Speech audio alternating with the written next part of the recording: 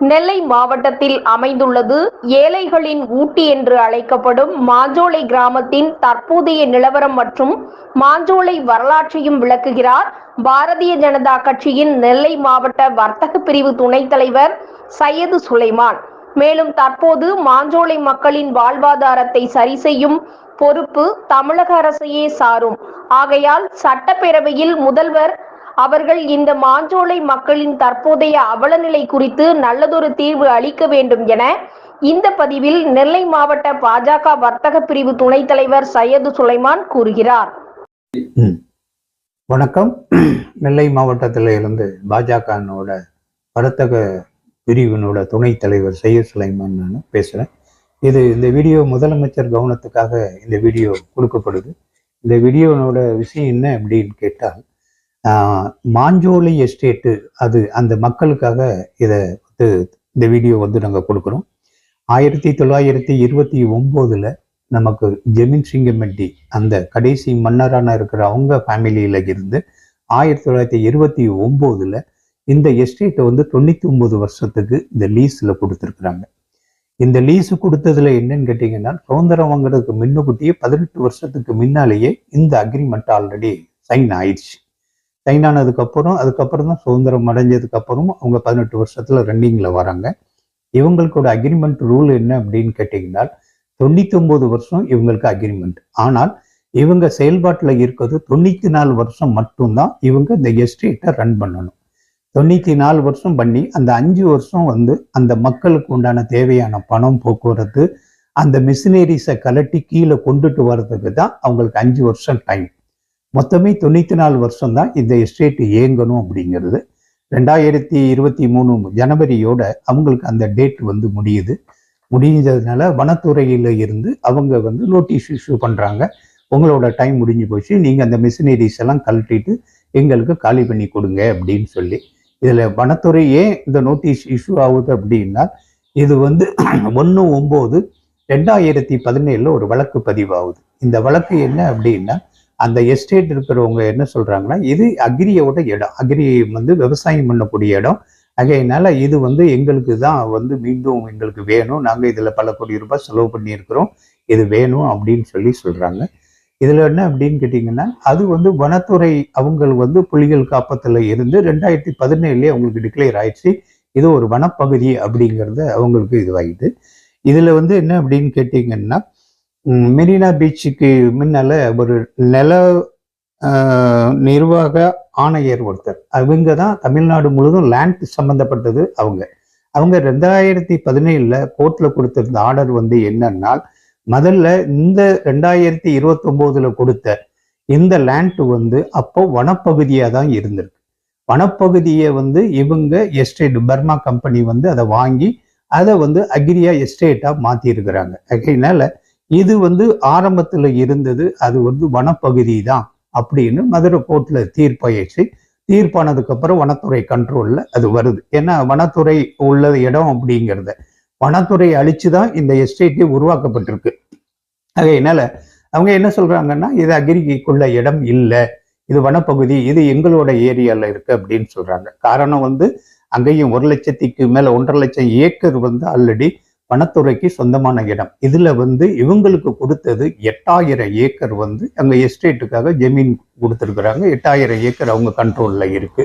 இந்த 8000 ஏக்கருக்கு மேல உள்ளது அத்தனையுமே கவர்மெண்ட்டுக்கு சொந்தமான, வனத்துறைக்கு சொந்தமானது. இது நடுவுல இந்த இடம் 8000 ஏக்கர் இருக்கு.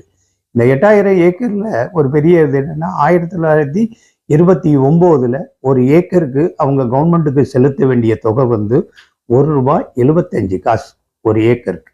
அவங்க ஒரு வருடத்துக்கு 14,000 ரூபாய் தான் இந்த எஸ்டேட் வருமானத்தை கவர்மெண்ட்டுக்காக, இந்த 8000 ஏக்கருக்கு உண்டான வரி வெறும் 14,000 ரூபாய் தான். இந்த 14,000 ரூபாய் கொடுக்கும்போது அவங்க என்ன, அது ஆரம்பத்துல 18 வருஷத்துக்கு முன்னால சுதந்திரம் வாங்கிறதுக்கு முன்னுக்கூட்டியே இருந்ததுனால, சுதந்திரம் அடைஞ்சதுக்கு அப்புறம் நம்ம கவர்மெண்ட் தமிழ்ல இந்தியால இருந்து ஒரு இடத்த இவ்வளவு இடம் ஏரியா வச்சிருந்தால் இவ்வளவு பணம் இதை நீங்க செலுத்த வேணும் அப்படின்னு சொல்லி அவங்களுக்கு கேட்குறாங்க. அதை அவங்க கொடுக்க மறுக்கிறாங்க. காரணம் என்னன்னா, நான் 29 அக்ரிமெண்ட் போடும்போது ஒரு ஏக்கருக்கு ₹1.75 தான் நாங்க இங்க அக்ரிமெண்ட்ல போட்டிருக்கிறோம். அதனால நான் 99 வருஷம் இந்த அமௌண்ட்டை தான் நாங்கள் கட்ட முடியும், இதுக்கு மேல நாங்க கட்ட முடியாது அப்படிங்கிறதுனால அது ஏற்கனவே அது தனியா ஒரு பிரச்சனை வந்து கவர்மெண்ட்டுக்கும் இந்த எஸ்டேட்டுக்கும் ஓடிக்கிட்டு இருக்கு. இதுவரை அவங்க வந்து இந்த எஸ்டேட்டுக்கு வந்து கவர்மெண்ட்டுக்கு கட்டக்கூடிய நிலுவைத் தொகை மட்டும் 700 கோடி இன்னும் அவங்க கட்டல.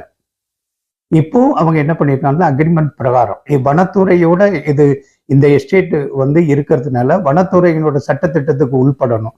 ஆகையினால இவங்க என்ன பண்றாங்கன்னா இந்த எஸ்டேட்டை நான் காலி பண்ணி போயிருந்தேன், அந்த மக்களை நான் வந்து பண்ணி நான் கீழே இறக்கி கொடுத்துருதுன்னு சொல்லி இப்போ இந்த எஸ்டேட் வந்து ஆல்ரெடி அந்த மக்கள் வந்து கீழே இறங்கக்கூடிய லெவலுக்கு அவங்க செட்டில்மெண்ட் ஆல்ரெடி இது பண்ணியிருக்கிறாங்க.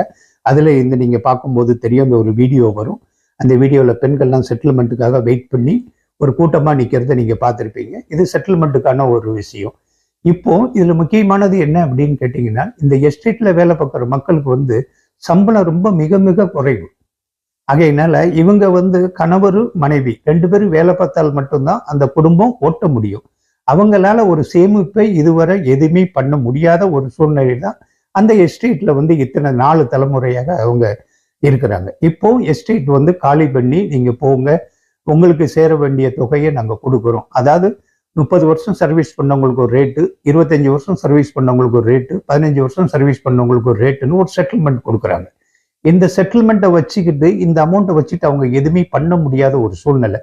இதுவரை அவங்க இந்த வேலை பார்த்து குழந்தைங்களை படிக்க வைக்கிறதே பெரிய ஒரு கஷ்டத்துல இருந்தாங்க. இப்போ அவங்களுக்கு வீடு எதுவுமே கிடையாம கண்ணீரோட இந்த மாஞ்சோலை மக்கள் வந்து கண்ணீரோட நிக்கிறாங்க. அதனால வந்து நாங்க பாஜக சார்பில் கேட்கறது என்ன அப்படின்னு கேட்டீங்கன்னா, இந்த மக்களுக்கு குடியிருக்கிறதுக்கு இடம் கிடையாது. இவ்வளவு மக்களுக்கும் ஒரே இடத்துல யாரும் வீடு வாடகைக்கும் கொடுக்க முடியாது. கொடுக்கதா இருந்தாலும் இவங்களால் அந்த வாடகை கட்டி போடுறதுல வாய்ப்பு கம்மி. நான் உங்களுக்கு இந்த வீடியோவில் ஒரு பில்டிங்கை காட்டியிருக்கிறேன். இது வந்து நம்ம கவர்மெண்ட் மாநில அரசால கட்டப்பட்ட பில்டிங். இது வந்து ஒரு ஏகப்பட்ட ஒரு குறைஞ்சபட்சத்தில் ஒரு 600-700 வீடு கெட்டி 99% கெட்டி முடிஞ்சிருக்கு. அந்த பில்டிங்கை நான் இங்கே பார்த்தாலே தெரியும். 99 வருஷம் வந்து 99% அந்த பில்டிங்கோட கம்ப்ளீட் ஒர்க் முடிஞ்சு போச்சு. அதனால தமிழ்நாடு கவர்மெண்ட்டுக்கு முதலமைச்சருக்கு வந்து ஒரே ஒரு வேண்டுகோள் என்னன்னா, இந்த மக்களை வெளியே ஏத்துனாங்க அப்படின்னா அவங்களோட வேலை, எஸ்டேட்டுக்காரனோட வேலை முடிஞ்சு போயிடும். இந்த மக்கள் வந்து எங்க போகணும், எங்க தங்கணும், எங்க இருக்கணும் அப்படின்னு தெரியாத ஒரு கஷ்டமான ஒரு சூழ்நிலையில இருக்கு. முதலமைச்சருக்கு நாங்க ஒரு வேண்டுகோள் என்ன வைக்கிறோம் அப்படின்னு கேட்டால், இந்த 99% முடிஞ்ச பில்டிங்ஸ் நிறைய ஒரு 600-700 பில்டிங்கு இந்த திருநெல்வேலி டிஸ்ட்ரிக்ட்ல அம்பாசமுத்திரம் தாலுகாவில் பாப்பாங்குளம்னு ஒரு ஊர்ல தான் இந்த பில்டிங் கட்டப்பட்டு ரெடியாக இருக்கு. முதலமைச்சரோட ஓப்பனிங்காக அது வெயிட்டிங்ல இருக்கு. இந்த மக்களுக்காக இந்த இடத்த நீங்க கண்டிப்பாக இந்த இடத்த நீங்க அந்த ஏழையினோட அதுக்காக நீங்க கண்ணீருக்காக நீங்க அதை ஒதுக்கி கொடுக்கணும் அப்படிங்கிறது நாங்க பாஜகல இருந்து ஒரு கோரிக்கை நாங்க வைக்கிறோம். கண்டிப்பாக நீங்க செய்வீங்கிற ஒரு நம்பிக்கை எங்களுக்கு இருக்கு. வந்து நீங்க கண்டிப்பாக செஞ்சு தரணும். இந்த வீடியோ ஆல்ரெடி வந்து முக்கியமா ஒரு வேண்டுகோள் என்ன அப்படின்னா, முதலமைச்சர்கிட்ட இருந்து இதை கொண்டு போய் சேர்க்கறது வந்து அது வந்து முறை வந்து அவங்களோட சேர்ந்தது. அந்த உளவுத்துறை கரெக்டாக கொண்டு போய் சேர்த்து இது முதலமைச்சர் கவனத்துக்கு கொண்டு போகணும். அங்கே நம்ம நெல்லை மாவட்டத்தில் மாவட்ட தலைவர் அண்ணன் ஆவடையப்பன் இருக்காங்க, அவருக்கும் ஒரு வேண்டுகோள். இது வந்து நீங்களும் இந்த மக்களுக்காக இவ்வளவு நாள் இத்தனை வருஷமா இந்த எஸ்டேட்ல வேலை பார்த்த மக்களுக்காக அண்ணனும் முதலமைச்சர் கவனத்துக்கு கொண்டு போய் அந்த மக்களுக்கு உதவி பண்ணணும்னு நாங்கள் கேட்குறோம். அதே மாதிரி நெல்லை மாவட்ட பாஜகவனோட வந்து எம்எல்ஏயா இருக்கிற அண்ணா நயினார் நாகேந்திரனுக்கு அண்ணனுக்கும் ஒரு வேண்டுகோள். இதை நீங்க இப்போ வரப்போற சட்டமன்றத்துல நீங்க கண்டிப்பாக முதலமைச்சரை கவனத்துக்கு இதை கொண்டுட்டு போகணும். கொண்டுட்டு போய் இந்த மக்களுக்கு கண்டிப்பாக உதவி பண்ணணும்.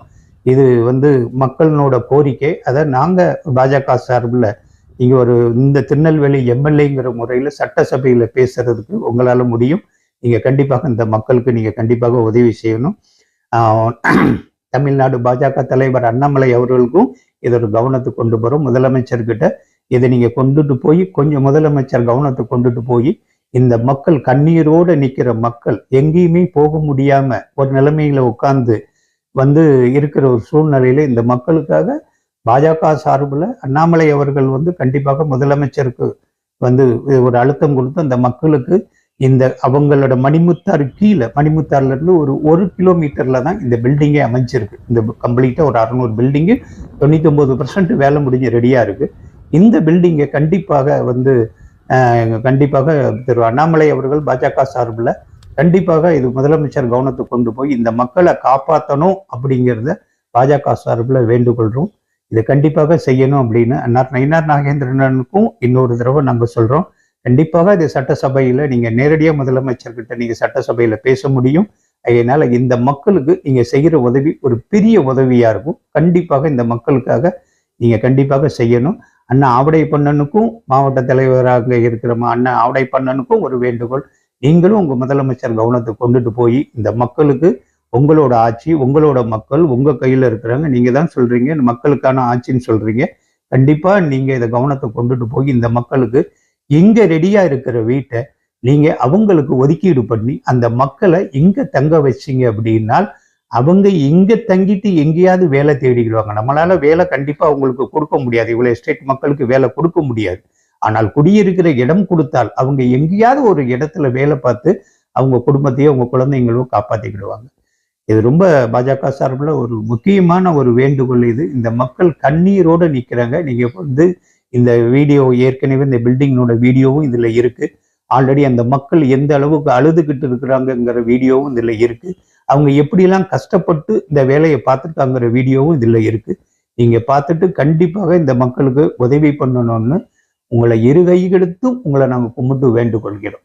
நீங்கள் இதில் பார்த்துக்கிட்டு இருக்க இந்த ஃபோட்டோவில் பார்த்துக்கிட்டு இருக்கிற பெண்கள் நிற்கிறது என்னன்னு கேட்டிங்கன்னா, பரிதாப நிலைமையில் எங்கே போகுதுன்னு தெரியாமல் ஒவ்வொருத்தராக எங்கே போகிறோம், எங்கே இருக்க போகிறோன்னு வருத்தத்தோடு அவங்க நின்று பேசிக்கிட்டு இருக்க காட்சி தான் இது, கேட்டிங்களா. அதுக்கப்புறம் நான் சொல்லியிருந்தேன், இந்த பில்டிங் ஆல்ரெடி 99% வேலை முடிஞ்சு ரெடியாக இருக்குன்னு சொன்ன பில்டிங் இது தான்.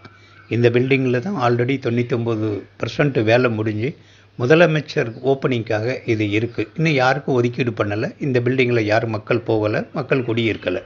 இப்போ அனைத்து பில்டிங்கும் இதில் இருக்கிற அனைத்துமே காலியாக தான் இருக்குது. ஆகையினால் இந்த மக்களுக்கு தயவு செய்து இதில் தரணும் அப்படிங்கிறது தான் பாஜகவோட வேண்டுகோள். இதை கொடுத்தா அவங்க அருகிலேயே இங்கேயே இருந்து அவங்க வேறு இடத்துக்கு எங்கேயாவது ஒரு வேலைக்கு போய் அவங்க குடும்பத்தை காப்பாற்றிக்கிடுவாங்க. கண்டிப்பாக இது உதவி பண்ணுவீங்கிற நம்பிக்கையில் தான் முதலமைச்சருக்கு இது கவனத்துக்கு கொண்டு போகிறோம். கண்டிப்பாக இந்த மக்களுக்காக செய்ய வேண்டியதும் வேண்டுகோள் இருக்கும்.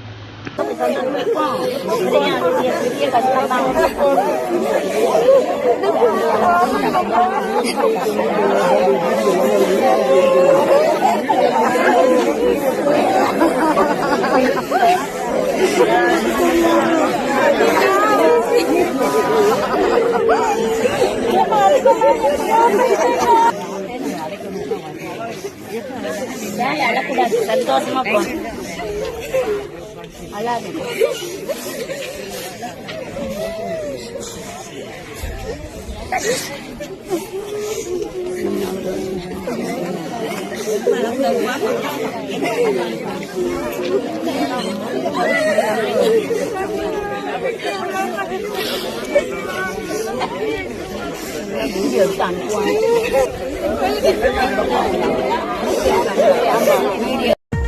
ராஜதரணி செய்திகளுக்காக ஒளிப்பதிவாளர் ராஜாவுடன் சிவா. உள்ளூர் நிகழ்ச்சிகளை உடனுக்குடன் தெரிந்து கொள்ள ராஜதரணி யூடியூப் சேனலை சப்ஸ்கிரைப் செய்யுங்கள்.